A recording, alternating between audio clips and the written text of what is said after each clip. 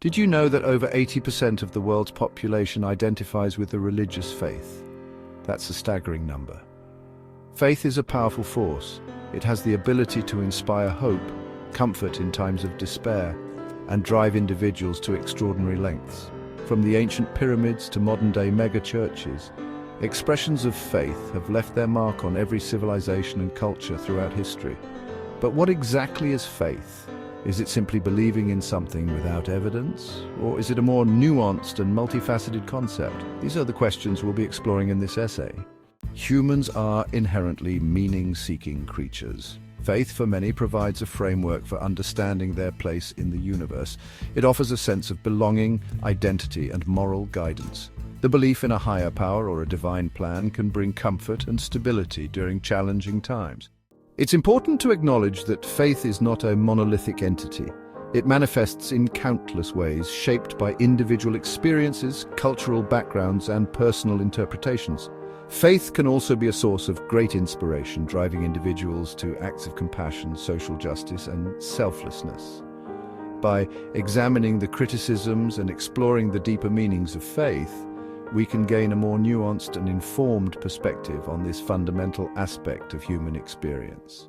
For skeptics, faith often appears as a crutch, a way to avoid confronting the harsh realities of the world. The scientific method, with its emphasis on empirical evidence and rigorous testing, forms the bedrock of the skeptic's worldview. This fundamental difference in approach often leads to a clash between those who embrace faith and those who prioritize reason and evidence. And one of the most common criticisms leveled against faith is that it offers false hope and a sense of complacency in the face of injustice. Critics argue that the promise of a better afterlife can deter people from addressing the root causes of suffering in this world. Furthermore, critics argue that the emphasis on faith over reason can lead to a rejection of scientific advancements and a reluctance to engage with complex ethical dilemmas. By offering easy answers and promises of divine intervention, critics argue, faith can discourage individuals from taking responsibility for their actions and working towards creating a better future. Perhaps the most concerning criticism of faith is its potential to blind individuals to alternative perspectives and lead to intolerance and conflict. History is replete with examples of religious wars and persecution, where differences in belief have fueled hatred, violence, and division. The rise of fundamentalism across different religions raises concerns about the dangers of rigid, dogmatic interpretations of faith that leave little room for dialogue or understanding. While faith can undoubtedly be a source of comfort, inspiration, and community, it is crucial to acknowledge and address these criticisms. To truly understand the nature of faith, we must delve into the realm of human psychology. One prominent theory suggests that our brains are hardwired for pattern recognition. Faith, in this context, can be seen as an extension of this inherent human need for coherence and understanding. Understanding the psychological underpinnings of belief can help us approach the question of faith with greater nuance, recognizing that belief is a complex phenomenon shaped by a multitude of factors, both conscious and unconscious. The debate surrounding faith often gets framed as a battle between reason and emotion, logic and intuition.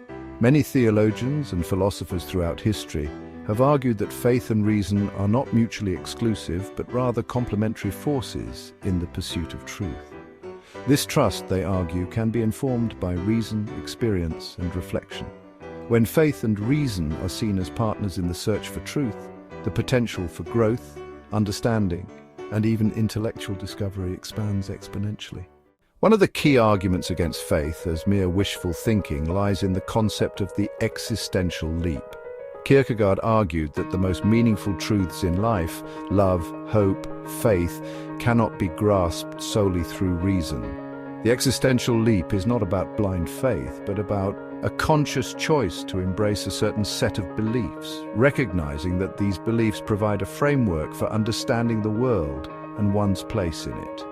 It suggests that there are aspects of reality that may forever remain beyond the reach of scientific inquiry, requiring a different kind of knowing, a knowing grounded in faith.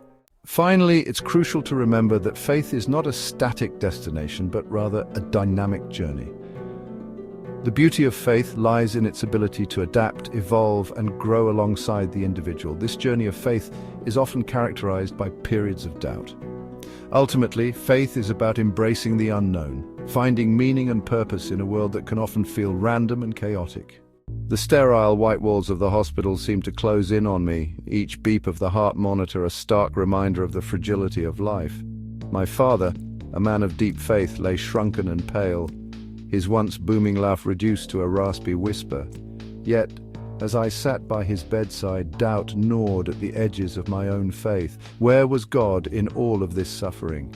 It was in that crucible of doubt that I began to see faith in a new light. It wasn't about blind acceptance or clinging to dogma in the face of suffering. It was about something much deeper, something that transcended the need for certainty. As my father's condition deteriorated, a steady stream of visitors flowed through his hospital room. Friends, family, colleagues, and even people we barely knew came to pay their respects, to offer words of comfort, to share stories of how my father had touched their lives. And in their presence, in their shared grief and love, I began to experience a different kind of faith. There was Mrs. Rodriguez, our elderly neighbor, who brought my mother a casserole and sat with her for hours, speaking softly in Spanish about her own experiences with loss. There was Mr. Patel, my father's former business partner, a man of a different faith who held my father's hand and recited a prayer for healing in his own language. And there were my father's friends, men and women who had known him for decades, who shared stories of his generosity, his humor, his unwavering loyalty. In those moments, the walls of the hospital room seemed to fade away, replaced by a sense of connection, a shared humanity that transcended differences in background, belief, or circumstance. It was as if we were all being held together by an invisible thread, bound by a common experience of love, loss, and the profound mystery of life and death. It wasn't that these acts of kindness erased the pain of my father's illness or answered the questions that swirled in my mind.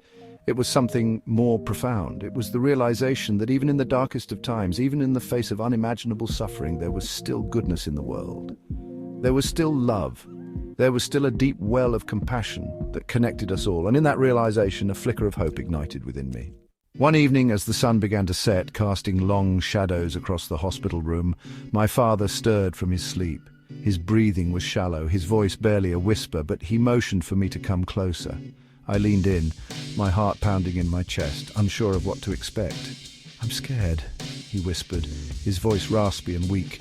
It was the first time I had heard him admit to fear.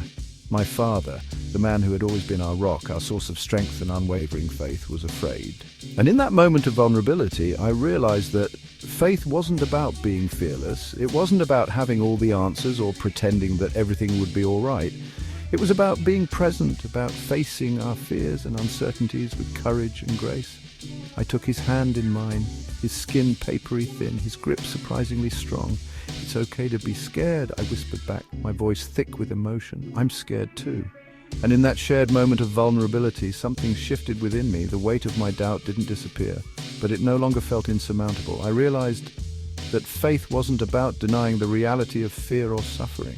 It was about facing those challenges with courage and compassion, knowing that we weren't alone in our struggles. It was in those quiet moments, sitting by my father's bedside, bearing witness to his pain and his courage, that I began to understand the true nature of faith. It wasn't about wishful thinking or blind optimism. It was about showing up, about being present, about offering love and support, even in the face of the unknown. Section 4, Transcending Wishful Thinking. My father passed away peacefully a few days later, his hand clasped in mine. The grief was overwhelming, a tidal wave that threatened to engulf me. But amidst the sorrow, there was a newfound sense of peace. I had witnessed the fragility of life, the inevitability of death, and the raw, unfiltered power of love. And through it all, I had come to a deeper understanding of faith. Faith, I realized, wasn't about getting what you wished for. It wasn't about avoiding suffering or clinging to easy answers. It was about finding meaning and purpose in the midst of life's inevitable challenges. It was about trusting in something larger than ourselves, whether that was a higher power, the inherent goodness of humanity, or the enduring power of love. My father's faith, even in his final days, wasn't about clinging to the hope of a miracle cure. It was about finding peace and acceptance in the face of the unknown. It was about cherishing the time he had left and expressing his love for his family. It was about facing death with the same courage and dignity with which he had lived his life. In the aftermath of his passing, as I struggled to make sense of my own grief, I clung to that image of my father's unwavering faith. It wasn't a faith based on wishful thinking or blind optimism. It was a faith forged in the fires of adversity. A faith that had carried him through life's challenges and ultimately allowed him to face death with grace and acceptance. And in that realization, I found the strength to face my own grief, to find meaning in my loss, and to embrace the uncertain journey ahead, knowing that even in the darkest of times, faith, like a flickering candle in the night, could illuminate the path forward. Section 1. Faith beyond wishful thinking. As we've explored throughout this journey, the question of whether faith is merely wishful thinking is far from simplistic. It's a question that has echoed through millennia, a question that grapples with the very core of human existence, our yearning for meaning and our struggle with the unknown. We've delved into the skeptic's perspective, acknowledging the valid concerns about blind faith, its potential for exploitation, and the dangers of dogma. We've examined the psychological underpinnings of belief, recognizing the human need for patterns and meaning, even in the face of randomness and uncertainty. And we've explored the philosophical arguments, considering faith not as the antithesis of reason, but as a different way of knowing, a leap of trust that transcends the limitations of empirical evidence. But perhaps the most powerful testament to the nature of faith lies not in abstract arguments, but in lived experiences. The story of my father, a man whose faith weathered the storms of life and ultimately guided him through the valley of the shadow of death, serves as a poignant reminder that faith is far more than mere wishful thinking. It's in the quiet moments of presence, in the selfless acts of love and compassion, in the courage to face our fears and uncertainties that faith reveals its true essence. It's not about having all the answers or escaping the realities of suffering and loss. It's about finding strength in vulnerability, meaning in the midst of chaos, and hope in the face of despair. Section 2, the enduring power of faith. So, is faith just wishful thinking? The answer, as with most things in life, is far more nuanced than a simple yes or no. Faith can be a source of comfort, inspiration, and community. It can provide a moral compass, a framework for understanding the world, and a source of strength in times of adversity. But it can also be misused, twisted into a weapon of division, oppression, and even violence. The key, as we've seen, lies in recognizing the complexity of faith, in approaching it with both open hearts and critical minds. Faith that is blind to doubt, resistant to questioning, and closed off to alternative perspectives can easily devolve into dogma and intolerance. But faith that is willing to engage with reason, to wrestle with difficult questions, and to embrace the messiness of life can be a powerful force for good in the world. Ultimately, faith is a deeply personal journey shaped by individual experiences, cultural backgrounds, and the unique tapestry of each human life. It's a journey that requires both courage and humility, a willingness to embrace the unknown and to find meaning in the midst of life's inevitable uncertainties. Whether you consider yourself a person of faith, a skeptic, or somewhere in between, I hope this exploration has encouraged you to think critically, to engage respectfully with those who hold different views, and to approach the question of faith with the nuance and compassion it deserves. For in the end, it's not about who's right or wrong, but about seeking truth, meaning, and connection in a world that often feels fragmented and uncertain. Section 1. Continuing the conversation. What are your thoughts on the nature of faith? Have you ever experienced a crisis of faith, a moment when your beliefs were challenged or shaken to their core?